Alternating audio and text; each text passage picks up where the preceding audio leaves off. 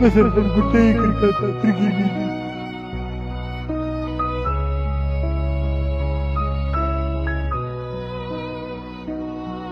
በቃ ሂጂ። ሁለታችሁም አንድ ላይ እዚህ ቤት ውስጥ ማየት አልፈልግም። ለወልድ እኮ ነው የምሄደው። ወደዚህ ቤት ተመልሰሽ እንዳትመጪ። ወራሾችህ ናቸው። እንደባይ ምንድነው?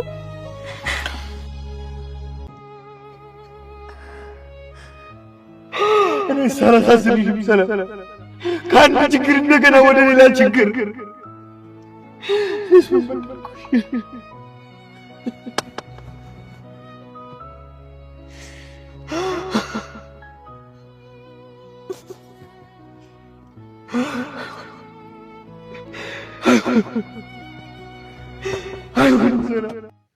አቶ ደረጀ ከባድ ችግር ገጠመው። ቤቱ በሐዘን ተዋጠ። ሰላም ሰላም! ውድና የተከበራችሁ ውድ ቤተሰቦቼ ሰላማችሁ ብዝት ይበልልኝ እያልኩኝ ዳጣን ድራማ ይዤላችሁ መጥቻለሁ። ተወዱታላችሁ ብዬም ተስፋ አደርጋለሁ። ተወደዳችሁት ቪዲዮን ሼር፣ ላይክ እያረጋችሁ አበረታቱኝ ስል በአክብሮት እጠይቃለሁ። አቶ ደረጀ አሁን ላይ ከባድ ችግር ውስጥ ይገኛል። ቤቱን በጣም በሐዘን ተውጧል። ሰላም ከማን እንዳረገዘች ለደረጀ ነገረችው። ደረጀም እሱ እንዳስረገዛት አያውቅም ነበር። ሁላችንም እናውቃለን። እሱ ሰክሮ ባለበት ሰዓትም ነበር ሰላም ይህን ነገር ያደረገችው። ዛሬ ላይ እውነታውን ትነግረዋለች። ነገር ግን አቶ ደረጀ ምንም ሊያምናት አልቻለም። ነገሩን በሰማም ሰዓት በጣም ደንግጦም ስለነበረ ራሱን ስቶም ነበረ። ቤተሰቦቹም በጣም ተጨንቀዋል። ሰላምም ምን ነው ባልነገርኩት ኖሮ የሚል ጸጸት ውስጥ የገባች ትመስላለች። በዚሁም አጋጣሚ አቢጌልና ወይዘሮ ማርታ እቤት ውስጥ ቁጭ ብለው ባሉበት ሰዓት አቶ ደረጀ ከውጭም ተናዶም ስለነበረ እቤት ውስጥ በጣም በስሜታዊ ሆኖም ነበር ሲራመድ የነበረው። ነገሮች ሁሉ ቅይር ይሉባቸዋል። አቢጌልና ወይዘሮ ማርታ በጣም ይደነግጣሉ። ወይዘሮ ማርታ ወይኔ ደረጀ ምን ሆኖ ነው በማለት በጣም ደንግጣም ቆመውም ሲያዩትም ነበረ። ቀጥታ ተከታትለውት ወደ ክፍሉም ሄደዋል።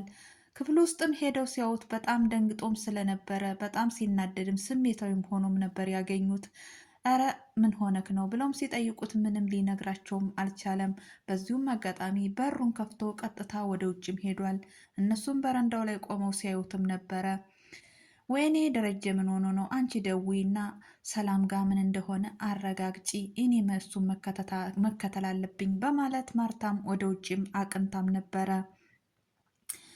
ሰላምም ክፍሏ ውስጥ ቁጭ ብላ አክስቴ ጋ ሄጄ ወልዳለሁ ባላችሁ መሰረት ልብሷን እያጣጠፈችም ነበረ። በዚሁም አጋጣሚ አቶ ደረጀ ቀጥታ ወደ እሷም ሄዷል።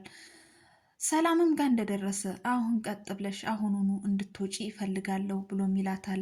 እኔም እኮ ነኝ ቀድሜ ያልኩክ ለወልድ እኮ ነው የሚሄደው የሚል ምላሽ መልሳለታለች። እሱም በጣም ስሜታዊ ሆኖም ስለነበረ እኔም መበቀል ስታስቢ የወይዘሮ ማርታን መልካምነት፣ ቅንነት እየታደረግሽው እሱ እንኳን ትውስ አይልሽም ብሎም ይላታል። እኔ ያደረግኩት የጠፋችውን ልጄን ለመተካት ብዬ እንጂ አንተን ለመበቀል አይደለም በማለት መለሰችለት። በጣምም ተናዷል።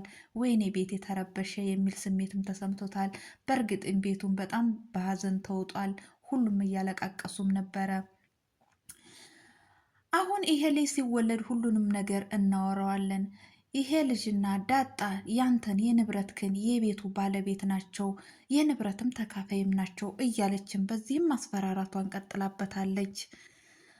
እንደዚሁም እየተከራከሩም እያለ ውጭልኝ እያለም ሲላትም ነበረ። እሷም ለመሄድ ልብሷን እያዘጋጀች ነው። በዚሁም አጋጣሚ እየተከራከሩም እያለ ውሃም ትመጣለች። ጭቅጭቃቸውን በዚሁም ላይ አቁመዋል። ወይዘሮ ማርታ ሳሎን ላይ ቁጭ ብለው እንግዲህ ናታንና ውሃ ባሉበት በጣም እያለቀሰችና ልቧ ተሰብሮም እያዘነችም ነበረ። ናታንም እባክሽ ተረጋጊ እማዬ እያለም ሲያጽናናትም ነበረ። ውሃም እናቷ ስታለቅስ አይታ እሷም በጣም ስሜታዊ ሆናም ስታለቅስም ነበረ። ሰላም ያደረገችው ድርጊት እንዳለ ቤተሰቡን እያስለቀሰና እንዳለ ሀዘን ውስጥ ልባቸውን ሰብሮት ነው ያለው። በዚሁም አጋጣሚ እባክሽ ተይ ማርታ እያለም እሱም ሲያጽናናትም ነበረ። ውሃም ስታለቅስ ሲያት አሁን አንቺ ምንድነው ይሁንሻልሹ ሂጂ ወደ ክፍልሽ ሲሏትም አንቺ ለምን ታለቅሻለሽ እማዬ እያለች እናቷን ትማጸናለች። ሂጂ እኔ ክፍል ውስጥ መሳቢያ ውስጥ ኤፕሎፕ አለ ብሎም እሱም ይልካታል።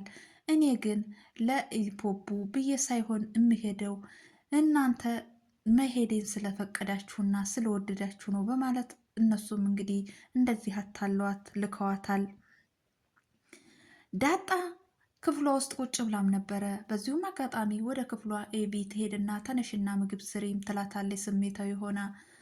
እውነት አንቺ እኔ የሰራሁትን ምግብ ትበያለሽ በማለት ዳጣም በጣም ትገረምና እሺ እሰራልሻለሁ ብላም ትላታለች።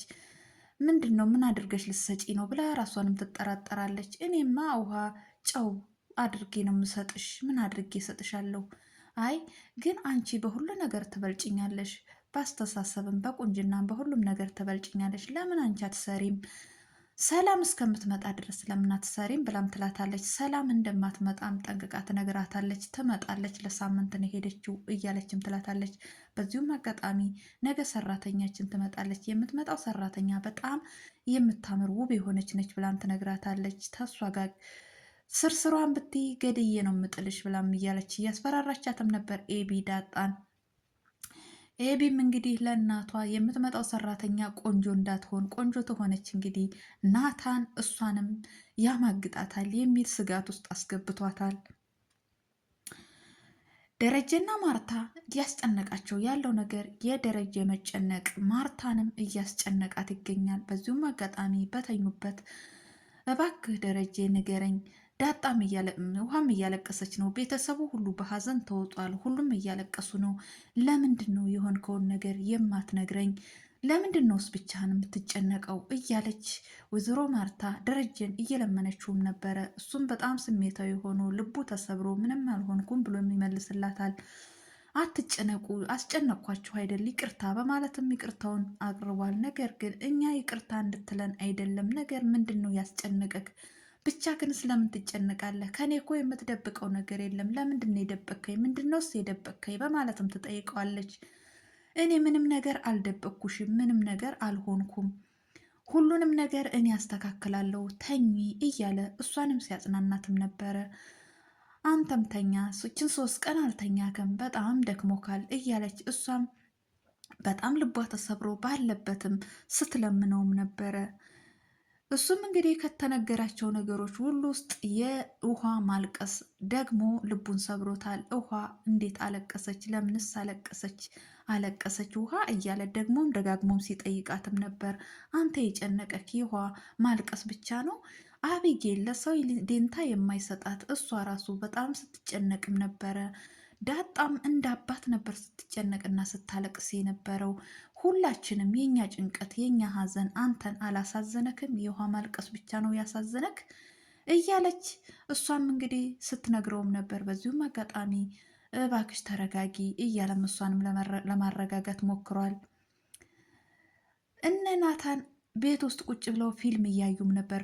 ፊልም በሚያዩበት ሰዓት ኤቢ ዛሬ ዳጣም የለችም፣ እነማየም ተኝተዋል፣ አንተ ክፍል ውስጥ ማደር አለብን ብላም ትለዋለች። ለምንድን ነው እሱ ክፍል ውስጥ የምታድሪው? እንዲያውም እኔ ከአንቺ ጋር ማደር አለብኝ የሚል ምላሽ መለሰችላት። ውሃንም በጣም ተቆጣቻት። ሂጅም አለቻት፣ አልሄድምም አለች። ናታንን እየጨቀጨቀችውም ነበረ። እባክሽ ኤቢ ተይኝ፣ እኔ ዳጣም ስላሌለች ሳይሆን እነማየም ስለተኙ ሳይሆን ድርጊቱ ማድረግ ስላለብኝ አላደርገውም፣ እባክሽኝ ተይኝ እያለም ይማጸናታል። ነገር ግን ምንም እሺ ልትለውም አልቻለችም። በዚሁም አጋጣሚ ናታን በጣምም ተናዶም ነበረ። ውሃም እያዳመጠቻቸውም ስለነበረ ነገር ግን ውሃን ለማባረርም ሞክራለች ኤቢ። ውሃም ከቤት ውስጥ ልትሄድላት አልቻለችም። እሷም ተኝታ ፊልም እያየችም ነበረ። እኔ ከሬ ሄጄ ማደር አለብኝ በማለት አንዳንድ ጥያቄዎችም እየጠየቀችውም ነበረ። እየጠየቀችውም ያለበት ምክንያት እንግዲህ እሱ እንዲቀርባትና እንዲያወራት ነው። ግን እማዬ ያለቀሰችው ለምን ይመስልካል? አባዬስ የተናደደው ምን ገጥሞት ይመስልካል? ብላም ትለዋለች። እኔ አላቅም የሚል ምላሽ ነው የመለሰላት። ደግማ ደጋግማን ትጠይቀዋለች። አላቅም ይላታል። አሁን እኔን ከምትጠይቂ ለምንድን ነው ሄደሽ እራሳቸውን አባዬን የማትጠይቂው ብሎም ይላታል። ነገር ግን ኤቢ የደረጀ መጨነቅና የወይዘሮ ማርታ ማልቀስ ሳይሆን እሷን ያስጨነቃት ናታን ፍቅሩን እንዲቀበላትም ነበረ። እሷን እንዲወዳትና ወደ እሷ እንዲቀርብ ነበር እንደዚህ ያደረገችው። ነገር ግን ናታንም ምንም ሊቀርባት አልቻለም። በስተመጨረሻም በጣም ስታናድደው እዚህ ቤት በቃ ማምሸት አይቻልም አይደል በማለት ጥሏት ወደ ክፍሉም ሄዷል። እሱንም ተከትላ ውሃ በቃ እዚህ ቤት ሰላም ማግኘት አይቻልም አይደል በማለት ውሃም ተነስታ ታጠገቧም ሄዳለች። በዚሁም አጋጣሚ ኤቢ ብቻዋን ቀርታም ነበረ። በጣም ተናዳ ስሜታ የሆነ እኔ ኤቢ አይደለሁም ቆይ እሰራልካለሁ የሚል ዛቻም እየዛተችበትም ትገኛለች። ምንስ ልታደርግ ይሆን? ናታንም ምን ልታደርገው አስባ ይሆን የሚለውን በቀጣይ ቪዲዮ ይዤላችሁ መጣ ይሆናል። ለዛሬ ይዤላችሁ የመጣሁት ይህን ይመስላል። በቀጣይ ቪዲዮ ውስጥ የምንገናኝ። ሰላም ሁኑልኝ። ባይ ባይ።